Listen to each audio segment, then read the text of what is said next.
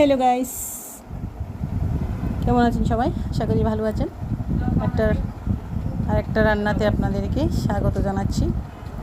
রান্না করব আমি পানি কচুর ডোগা। একটা বাজার থেকে বড় একটা কচু এনেছিলাম, ওটাতে অনেকগুলো ডোগা রয়েছে, তো ওগুলো রান্না করতে চলে আসলাম। প্রথমে কেটে দিয়ে সুন্দর করে ধুয়ে নিয়েছি এবং প্রথমে আমি ধোয়ার পরে কড়াইতে অল্প বিচি বিভিন্ন রকমের বিচি সিদ্ধ করতে দিয়েছি। একটু সিদ্ধ হওয়ার পরে ওখানে কচুর ডোগাগুলো দিয়ে ওগুলো একটু সিদ্ধ করে নিয়েছি। এখন আমি দিয়ে দিচ্ছি মরিচ, হলুদ, লবণ, তারপরে জিরার গুঁড়া, আদার গুঁড়া, ধনিয়ার গুঁড়া সব কিছু দিয়ে দিলাম। তারপরে দিয়ে দিয়েছি একটু রসুন বাটা আর একটু পেঁয়াজ বাটা, আদা বাটা। এখন ওগুলো আমি একটু গুটনির সাহায্যে গুটে নিয়েছি একটু নরম করে। এখন এগুলো তেলে দিয়ে দিচ্ছি। সরিষার তেল দিয়ে দিলাম কড়াইতে। একটা শুকনো মরিচ দিয়েছি 2 টুকরো করে, কারণ মরিচ খাওয়ার মতো মানুষ আমার করে নেই, আমি খাবো ওই 2 টুকরো। তারপরে দিয়ে দিলাম থেতো করা রসুনগুলো একটু লাল করে ভেজে নেব। রসুনগুলো ভেজে নেওয়ার পরে একটু লালচে লালচে করে ভেজে নেব। এই যে দেখতেই পাচ্ছেন রসুনগুলো প্রায় ভাজা ভাজা হয়ে গেছে।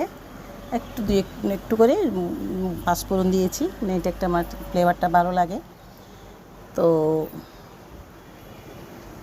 এগুলো একটু নেড়ে ছেড়ে ভেজে নিলাম। এখন দিয়ে দেব কচুর ডোগাগুলো। দেখতেই পাচ্ছেন কচুর ডোগার কালারটা কত সুন্দর হয়েছে, আসলে খেতেও সুস্বাদু হয়েছিল। দেখতে যেমন সুন্দর হয়েছে, খেতেও আসলে সুস্বাদু হয়েছে।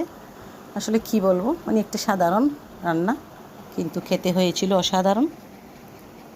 আপনাদের যদি ভালো লাগে থাকে একটু লাইক, কমেন্ট, শেয়ার করবেন কষ্ট করে। তো এতক্ষণ পর্যন্ত আমার রান্নার সাথে থাকার জন্য আপনাদেরকে অনেক অনেক ধন্যবাদ। আমার রান্না প্রায় শেষ পর্যায়ে।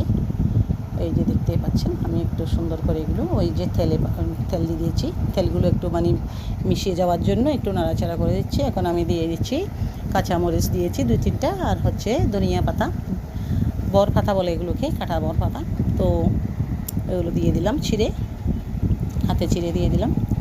আমার মা বলতো যে হাতে ছিঁড়ে নাকি তরকারিতে ধনিয়া পাতা, বর পাতা এগুলো দিলে তরকারির সেন্টটা বেশি হয়, পাতার সেন্টটা বেশি থাকে। তো দেখতেই পাচ্ছেন কেমন লাগতেছে আপনাদের, অবশ্যই কমেন্টে জানাবেন। ধন্যবাদ সবাইকে, ভালো থাকবেন।